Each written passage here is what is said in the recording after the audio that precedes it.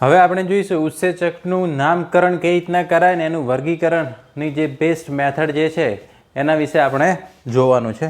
Okay, હવે ઉત્સેચક જે છે ને નામ કઈ રીતે આપવામાં આવે છે, તો એમાં સૌથી પહેલી મેથડ જે છે કે એનું જે પાછળ પ્રત્યય લગાવવાનો એઝ, કયો પ્રત્યય લાગે? ASE. ઓકે, આ ઇંગ્લિશ છે. તમે જેમ કે હું ઉદાહરણ આપું, જેમ કે માલ્ટેઝ. ઓકે, કયું છે? માલ્ટેઝ. માલ્ટેઝ ઉત્સેચક જે છે માલ્ટોઝ ઉપર કામ કરે અને એને ગ્લુકોઝમાં 2 અણુઓમાં ફેરવે. ઓકે, પછી ધારો કે સુક્રેઝ, બરાબર. તો એઝ પ્રત્યે લગાડીએ છીએ મોટે ભાગે. ઓકે, મોસ્ટ ફેમિલિયર મેથડ છે આ. બીજું કે એ શેમાંથી મળે છે એના સ્ત્રોતના આધારે પણ નામ આપવામાં આવે છે. એવા અમુક ઉદાહરણ છે, જેમ કે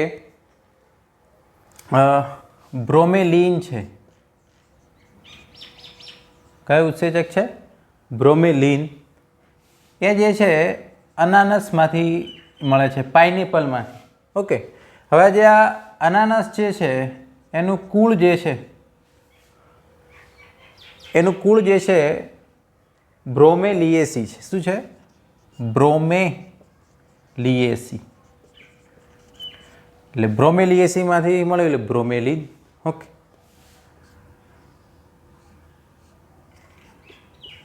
પેપિન નામનો એક ઉત્સેચક છે. ઓકે, એ જે છે પપૈયામાંથી મળે છે. શેમાંથી મળે છે? પપૈયામાંથી. ઓકે, તો એ રીતના સ્ત્રોતના આધારે પણ ઘણીવાર નામ આપવામાં આવે છે કે શેમાંથી મળે છે. ઓકે, ત્રીજું એની ક્રિયાના આધારે.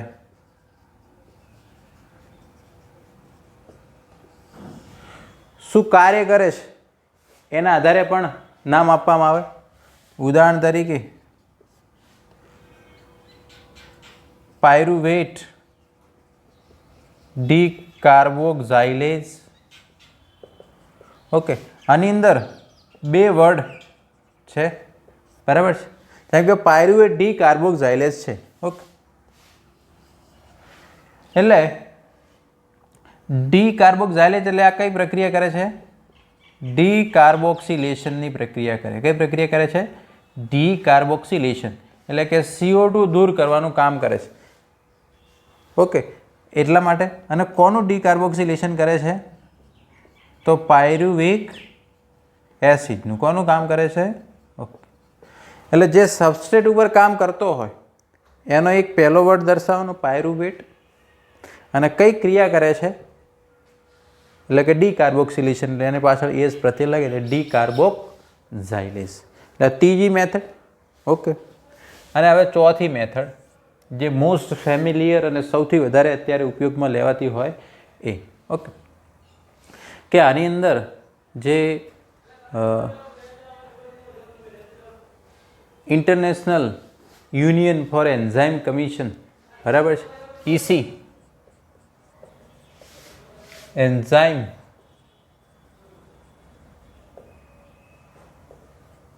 જે કમિટી જે છે, બરાબર,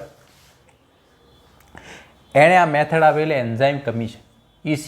ઓકે, એ આ ઇન્ટરનેશનલ યુનિયન સંગઠન છે, બરાબર.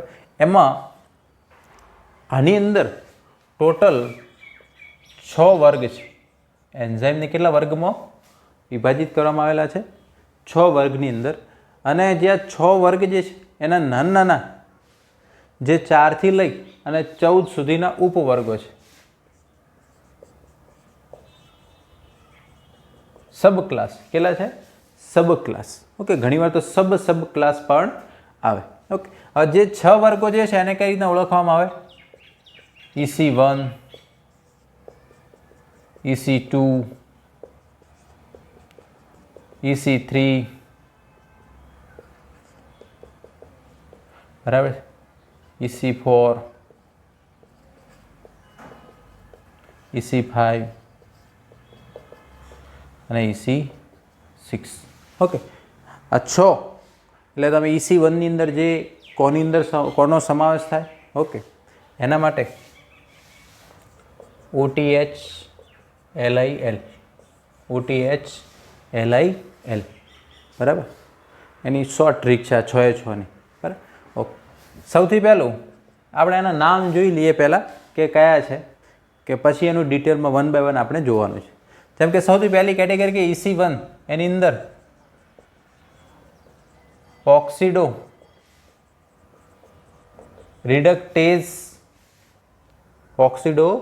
રિડક્ટેઝ ઉત્સેચકોનો સમાવેશ થાય કે જે ઓક્સિડેશન રિડક્શન કરતા હોય.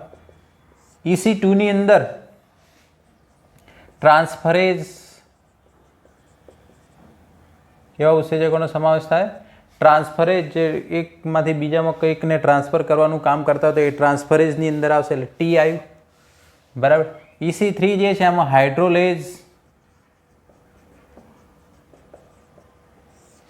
હાઇડ્રોલેઝ એટલે કોઈ પણ પ્રક્રિયાથી હોય એની અંદર એ શું કરે? પાણીનું અણુ ઉમેરે ને એનું જળ વિભાજન કરે એટલે હાઇડ્રોલેઝ પ્રકારના છે એ EC3ની અંદર આવે. ઓકે, EC4 જે છે એની અંદર હવે બીજો એક એલ આવ્યો, બરાબર. ઓકે, આની અંદર જે લાયઝીસ, હવે આ પણ વિખંડન જ પ્રેરે અણુનો પણ પાણીનો અણુ ઉમેર્યા વગર. ઓકે, લાયઝીસ. પછી I ફોર આઇસોમરેઝ,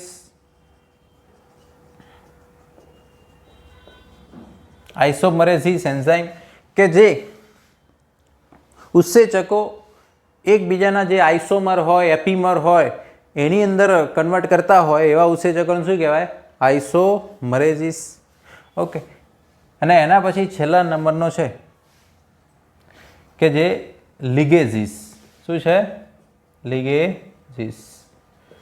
લિગેઝિસ જે છે એવા ઉત્સેચકો છે કે જે બે પ્રક્રિયાર્થીઓ જે છે, જે બે કાર્બનિક અણુઓ છે એને જોડવાનું કામ કરે અને એની અંદર ઉર્જા તરીકે ATPનો ઉપયોગ થાય છે. ઓકે, ખ્યાલ આવ્યો? તો ઉત્સેચક જો નામ જે છે, બરાબર છે, કે એઝ પ્રત્યે લગાડીને પણ આપવામાં આવે છે, શેમાંથી મળે છે એના આધારે પણ આપવામાં આવે છે, કઈ ક્રિયા અને કોના ઉપર ક્રિયા કરે છે એના આધારે પણ નામ આપવામાં આવે છે. પણ જે મોસ્ટ ફેમસ જે છે, બરાબર, એટલે તમને કીધું કે EC1 એટલે EC1ની અંદર જે રેડોક્સ પ્રક્રિયા કરતા હોય, ઓક્સિડેશન રિડક્શન, એ ઉત્સેચકો જ આવે. તમને એમ કીધું કે EC4 તેમાં લાયઝીસ ઉત્સેચકો જ આવે. એટલે આ સિક્વન્સ તમારે ખાસ ધ્યાનમાં રાખવી પડે. આમાં એવું નહીં કે આ પહેલાં લખી દઈએ ને પછી લખી દે, ના, એ ચાલે નહીં. આ સિક્વન્સ જે છે આના પછી સબ ક્લાસ હોય. ધારો કે અહીંયા ઘણીવાર ધારો કે EC1 ઘણીવાર આ રીતના પણ હોય, થોડું એડવાન્સ લેવલ ઉપર જોઈએ. જેમ કે EC1 એટલે ઓક્સિડો રિડક્ટેઝ. ઓકે, આ એનો ક્લાસ, આ પહેલા નંબરનો શું દર્શાવે? એનો ક્લાસ. ઓકે, એટલે વર્ગ. આ રહ્યો પછી સબ ક્લાસ આવ્યો, આ રહ્યો એનો નીચેનો ક્લાસ એટલે સબ ક્લાસ દર્શાવવામાં આવે ઘણીવાર. ઓકે, અને છેલ્લા નંબરનું જે છે ઓર્ડર. એટલે ઓર્ડર એટલે પેલું આપણે જે વનસ્પતિને પ્રાણીઓમાં જે વર્ગીકરણમાં આવે છે એ ઓર્ડર નહીં, બરાબર છે, એની પણ સબ કેટેગરી છે. તો આ રીતના એનું આખું સિસ્ટમ હોય, બરાબર. પણ આપણે તો અહીંયા EC1 એ લેવલ સુધી એનો જે નાનામાં પછી એમાં સબ ક્લાસ ને એમાં સબ ક્લાસ એ લેવલ સુધીનું આવતું હોય છે. ઓકે, હવે આપણે 1 by 1 કે પહેલા નંબરમાં જોઈશું ઓક્સિડો રિડક્ટેઝ. શું જોઈશું? ઓક્સિડો રિડક્ટેઝ.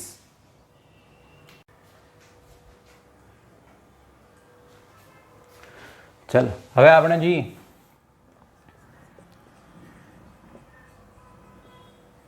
ઓક્સિડો રિડક્ટેઝ અથવા ડિહાઇડ્રોજિનેઝ ઉત્સેચક. ઓકે, આની અંદર કેવું હોય કે આ જે ઉત્સેચકો રેડોક્સ પ્રોસેસ કરતા હોય, શું કરતા હોય? રેડોક્સ. ઓકે, જેમાં ઓક્સિડેશન ને રિડક્શન બંને થતું હોય એ આ કેટેગરીમાં આવે. ઓકે, એક સિમ્પલ છે. ફોર એક્ઝામ્પલ એક્સ અને વાય છે, બરાબર છે. ઓકે, ધારો કે અત્યારે રિડ્યુસ ઓક્સિડાઇઝ, ઓકે, પ્રોસેસ બાદ આ ઓક્સિડાઇઝ થશે અને આ રિડ્યુસ થશે. શું થશે? ધારો કે આ રિડ્યુસ અત્યારે ઓક્સિડાઇઝ આફ્ટર ધ પ્રોસેસ, આ જે છે આ ઓક્સિડાઇઝ નારિયો શું થશે? રિડ્યુસ. શું થશે? રિડ્યુસ. આપણે સમજાવીએ હમણાં એક ઉદાહરણ આપીએ. જેમ કે ગ્લાયકોલિસિસની અંદર એક પ્રક્રિયા છે, ઓકે, કે એની અંદર જે ફોસ્ફોગ્લિસરાલ્ડિહાઇડ છે. શું છે? ફોસ્ફોગ્લિસરાલ્ડિહાઇડ, PGAN, બરાબર છે.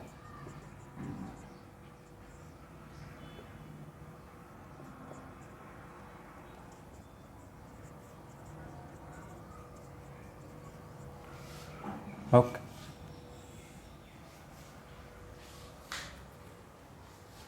એની ઉપર એક ઉત્સેચક કામ કરે.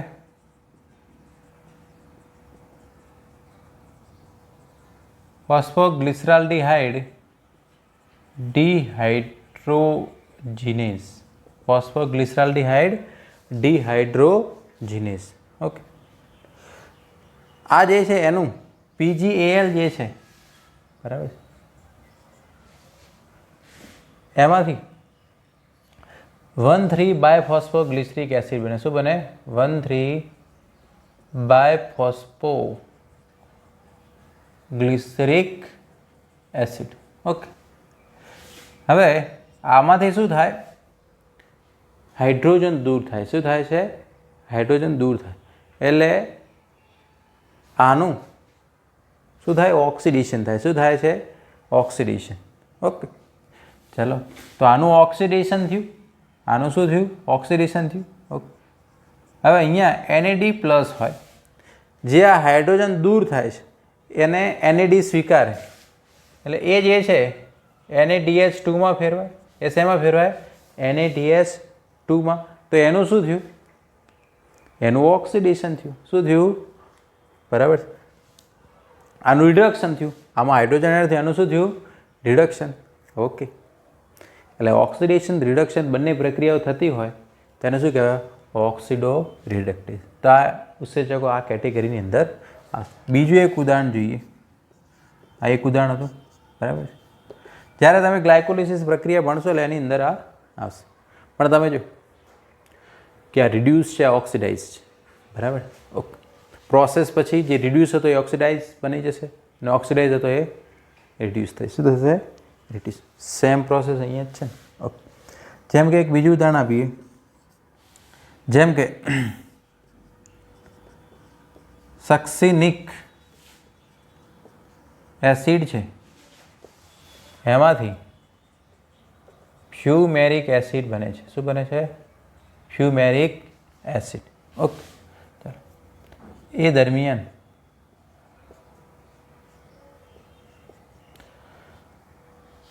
અહીંયા જે ઉત્સેચક કામ કરે છે એનું નામ છે સક્સિનેટ ડિહાઇડ્રોજિનેઝ. શું નામ છે? તો આ SDH જે છે આ કેટેગરીમાં આવશે. ડિહાઇડ્રોજિનેશનની પ્રોસેસ કરે છે. ઓકે, આનું ઓક્સિડેશન થાય છે એટલે આમાંથી હાઇડ્રોજન દૂર થાય છે. શું થાય છે? હાઇડ્રોજન દૂર થાય છે. ઓકે, ચલો, એટલે એરિયું એ ફ્યુમેરિક એસિડમાં ફેરવાય. શામાં ફેરવાય છે? ફ્યુમેરિક એસિડ. ઓકે, તો આનું ઓક્સિડેશન થયું અને જે હાઇડ્રોજન દૂર થાય છે એ FAD સાથે જોડાય એટલે FAD જે છે એ શેમાં ફેરવાય છે? FADH2. આનું શું થયું? રિડક્શન થયું. શું થયું? જે ઓક્સિડાઇઝ હતો એ રિડ્યુસ થઈ ગયો અને રિડક્શન, જે રિડ્યુસ હતો એનું શું થઈ ગયું? ઓક્સિડેશન. શું થઈ ગયું? ઓક્સિડેશન. તો આની અંદર તો બધા ઘણા બધા ઉદાહરણ તો આગળ આવશે જ, પણ તમે જેમ જેમ ભણતા જશો પણ મેઇન તમારા કોન્સેપ્ટ ધ્યાન રાખવાનો કે આ પ્રકારના ઉત્સેચકો હોય તો આ કેટેગરીની અંદર આવશે. બરાબર છે? ઓકે, હવે આપણે નેક્સ્ટ જોઈએ. પહેલી કેટેગરી ખ્યાલ આવી ગઈ, ઓક્સિડો રિડક્ટેઝ ટાઈપ. ચાલો, હવે બીજું આપણે O પછી શું આવે? T. T for transferase. શું આવે? ટ્રાન્સફરેઝ. ઓકે, ટ્રાન્સફરેઝમાં કેવું હોય? આપણે એક ઉદાહરણ લઈ લઈએ. જેમ કે ગ્લુકોઝ છે. શું છે? ગ્લુકોઝ. એનું ગ્લુકોઝ 6 ફોસ્ફેટમાં ફેરવાય છે. શું ફેરવાય છે? Glucose 6 phosphate. એટલે ગ્લુકોઝમાં 6 કાર્બન હોય, બરાબર? એના 6થા કાર્બન જોડે ફોસ્ફરસ આવ્યો. ઓકે, હવે ફોસ્ફરસ જેમાંથી આવે છે એનું નામ છે એટીપી, એડિનોસાઇન ટ્રાય ફોસ્ફેટ. એટીપીમાંથી એક તમે ફોસ્ફરસ દૂર કરો એટલે એરિયો ફેરવાય એડીપીમાં. શેમાં ફેરવાય? એડીપીમાં. અને એમાંથી જે અકાર્બનિક ફોસ્ફરસ દૂર થયો એ આની સાથે જોડાઈ ગયું, બરાબર છે? ચાલો, હવે આ જે એટીપીની અંદરથી જે આ અકાર્બનિક ફોસ્ફરસ છે, બરાબર, એટીપીનું એડીપીમાં ફેરવાય એટલે એમાંથી અકાર્બનિક ઇનઓર્ગેનિક ફોસ્ફેટ દૂર થાય છે. એને ગ્લુકોઝ સાથે જોડવાનું કામ જે છે એ કરે છે હેક્સોકાઇનેઝ. કયો ઉત્સેચક કરે છે? હેક્સો એટલે ગ્લુકોઝ હેક્સો શર્કરા છે. અને જે ટ્રાન્સફરેઝ ટાઈપના ઉત્સેચકો હોય એને કાઇનેઝ પ્રત્યે લાગે. શું લાગે? હા, હંમેશા યાદ રાખો કે એકની અંદરથી બીજામાં ટ્રાન્સફર કરે. હવે આમાં એક વસ્તુ ધ્યાન રાખવાનું છે, હાઇડ્રોજન સિવાય બીજું બધું ટ્રાન્સફર કરશે. અને જો હાઇડ્રોજન ટ્રાન્સફર કરે શું થઈ જાય? એ તો પહેલી કેટેગરીમાં જાય. બધું હાઇડ્રોજનને ટ્રાન્સફરનું બધું પ્રોસેસ એમાં આવે, ઓક્સિડો રિડક્ટેજ. તો આમાં આ ખાસ ધ્યાન રાખો, હાઇડ્રોજન સિવાય, બરાબર? તો એક્ઝોકાઇનેઝ જે છે કેવા પ્રકારનો ઉત્સેચક કહેવાય? ટ્રાન્સફરેઝ. કેવા પ્રકારનો કહેવાય? ઓકે, અને એમાં હંમેશા જે તમારે પાછળ કાઇનેઝ લાગે ને એટલે સમજી જવાનું કે ટ્રાન્સફરેઝ પ્રકારનો જ હશે. કયા પ્રકારનો હશે? ઓકે, બીજું એક ઉદાહરણ જોઈએ. ફ્રુક્ટોઝ છે એનું ફ્રુક્ટોઝ 6 ફોસ્ફેટમાં ફેરવાય છે. Fructose 6 phosphate. એ દરમિયાન જે એટીપી છે એનું એડીપી અને પીઆઈમાં ફેરવાય છે. એડીપી અને પીઆઈની અંદર ફેરવાય છે. ઓકે, હવે એના માટે જે જવાબદાર ઉત્સેચક જે છે ફોસ્ફોફ્રુક્ટો કાઇનેઝ. આમાં પણ કાઇનેઝ લાગ્યો. એટીપીમાંથી જે અકાર્બનિક ફોસ્ફરસને ફ્રુક્ટોઝમાં ટ્રાન્સફર કર્યો એટલે આ શું કહેવાય? ફોસ્ફોફ્રુક્ટો કાઇનેઝ. પ્રક્રિયા કઈ રીતના દર્શાવી શકે? ધારો કે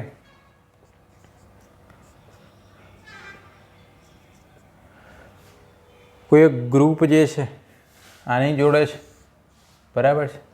પ્રક્રિયા બાદ આની અંદર ટ્રાન્સફર થાય છે S-G, બરાબર છે? અને પેલો એસમાં ફેરવાઈ ગયો. શેમાં ફેરવાઈ ગયું? એસમાં. ઓકે, તો S for substrate, G for group એ વસ્તુ દર્શાવે છે.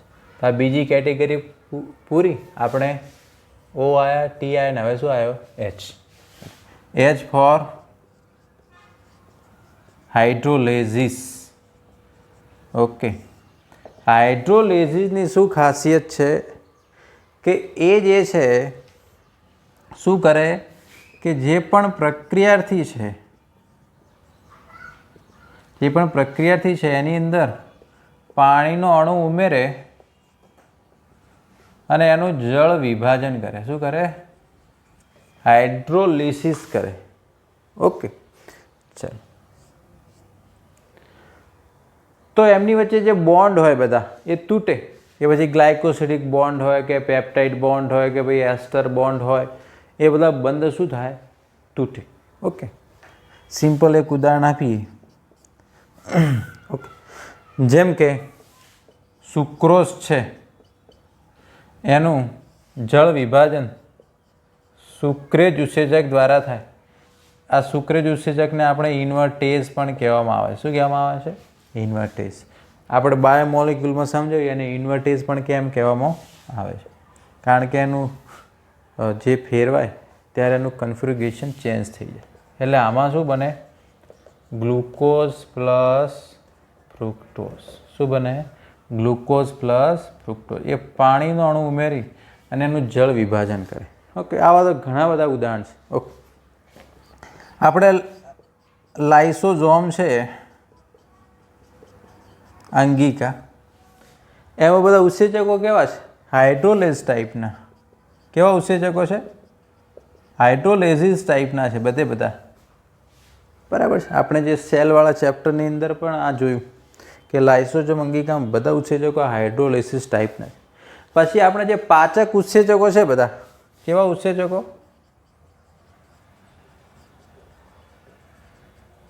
એ બધા કેવા છે? જલ વિચ્છેદક ઉત્સેચકો. કેવા છે? જલ વિચ્છેદક. એ કોઈ પણની અંદર પાણીનો અણુ ઉમેરીને એનું જળ વિચ્છેદન કરે છે. એ અમાઇલેઝ હોય કે પછી પેપ્સિન હોય કે ભાઈ ટ્રિપ્સિન હોય, બરાબર છે, ન્યુક્લિયેઝ હોય કે પછી, બરાબર છે, જે પણ. તો આ બધા પાચક ઉત્સેચકો પણ આ કેટેગરીની અંદર આવશે. અત્યારે તો આપણે બેઝિક કોન્સેપ્ટ સમજાય છે, બરાબર, પણ જેમ જેમ તમે ભણતા જાઓ એટલે આ બેઝિક કોન્સેપ્ટ યાદ રાખવાનો, પછી એની અંદર તમે એ બધા ઉત્સેચકોને એ કેટેગરીમાં મૂકતા જવાનું, બરાબર છે. એટલે એવું નહીં કે આટલું ઉદાહરણ છે તો આ જ. તમે જેમ જેમ અભ્યાસ કરો છો બીજા ઉદાહરણો આવે તમારે આની અંદર એડ કરતા જવાનું. ઓકે, હવે આપણે ઓ, ટી અને એચ, બરાબર. હવે શું આવે?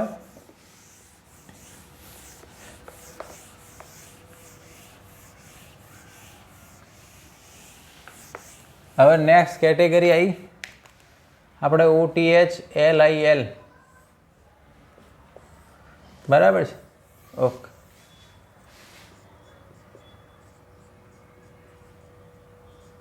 આ લાયઝિસ. ઓકે, હવે લાયસિસ એટલે તોડવું. લાયસિસ એટલે તોડવું. લાયસિસ એટલે તોડવું. ઓકે, એટલે આ શું કરે કે જે પણ પ્રક્રિયાર્થી છે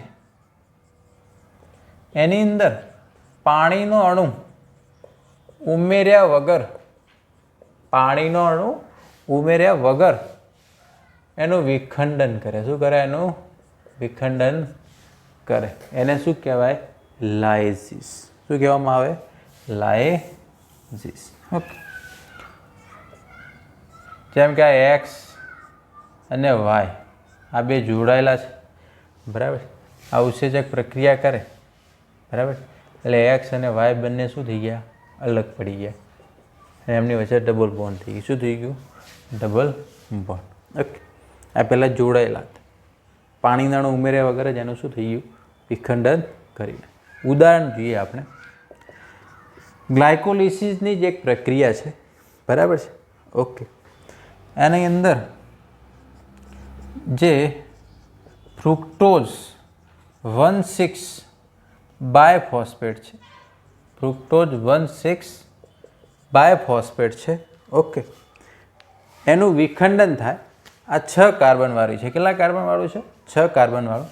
એનું વિખંડન થાય આલ્ડોલેઝ ઉત્સેચક દ્વારા. કોના દ્વારા થાય?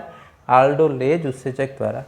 અને વિખંડન બાદ જે ફ્રુક્ટોઝ 1,6 બાયફોસ્ફેટ છે એમાંથી એક 3 કાર્બનવાળી શર્કરા બને DHAP. આપણે આ તો તમને ખ્યાલ છે, જેવી કે આપણે આગળ જોયું ડાયહાઇડ્રોક્સી એસિટોન ફોસ્ફેટ, અને બીજી ટ્રાયો શર્કરા બને PgAl. ઓકે, બીજી શું બને? PgAl, ફોસ્ફોગ્લિસરાલ્ડિહાઇડ. અને આ પ્રક્રિયા કોણ કરે? આલ્ડોલેઝ. તો અહીંયા કે પાણીનો અણુ ઉમેર્યા વગર જ આ પ્રોસેસ થાય છે. તો આ કેવું કહેવાય? લાયઝિસ કહેવાય. શું કહેવાય? લાયઝિસ. ઓકે, ખ્યાલ આવી ગયો? હવે એના પછી નેક્સ્ટ આઇસોમરેઝિસ. એના પછી શું જોઈએ? આઇસોમરેઝિસ. ઓકે, આઇસોમર હોય, બરાબર છે, એટલે કે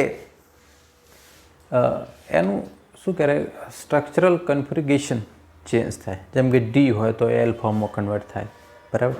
એના સમ ઘટકની અંદર ફેરવાય, એના એપીમરમાં ફેરવાય. તમને ખ્યાલ છે બધા એપીમરને આપણે શું કહેવાય? બરાબર છે. આપણે જેમ કે ગ્લુકોઝ છે, બરાબર. એના એપીમર કયા છે? જેમ કે ગેલેક્ટોઝ છે, બરાબર છે. બીજો એપીમર પર તમને ખ્યાલ છે. આઇસોમરેઝિસમાં કે એના જે સમઘટકો હોય એના એપીમર હોય એની અંદર ફેરવાય. જેને એના સમઘટકો હોય એના એપીમરની અંદર ફેરવાય. જેમ કે ઉદાહરણ લઈએ, ઓકે, જેમ કે ગ્લુકોઝ 6 ફોસ્ફેટ છે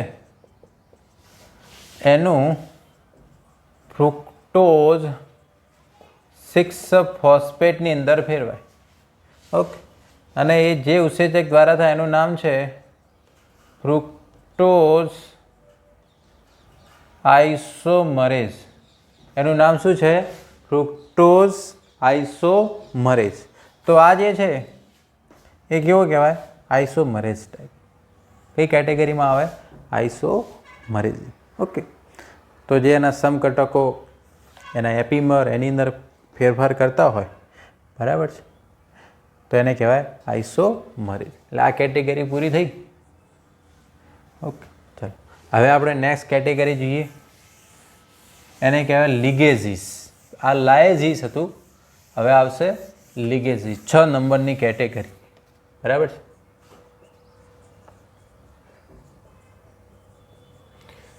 લિગેઝિસ એટલે જોડવું, જોડાવું, બરાબર.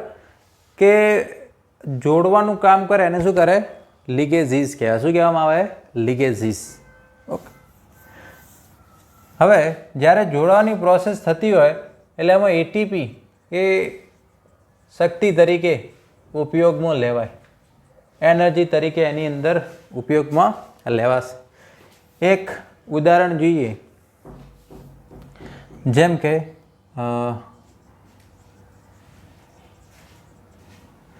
આપણે એસિટિક એસિડ છે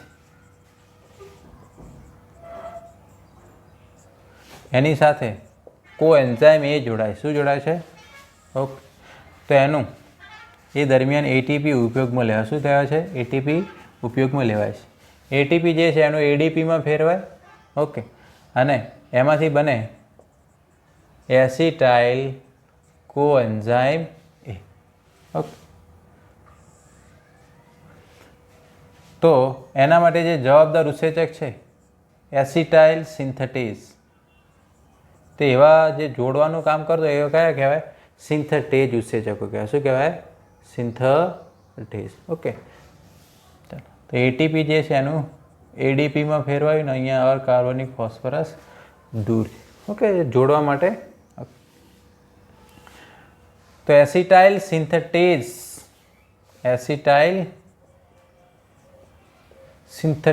એસિટાઇલ કોએન્ઝાઇમ એ સિન્થેટેઝ ઉત્સેચકનો અહીંયા ઉપયોગ થાય છે. એને કહેવાય લિગેઝિસ. બીજું એક ઉદાહરણ આપીએ. જેમ કે ડીએનએ લાઇગેઝ.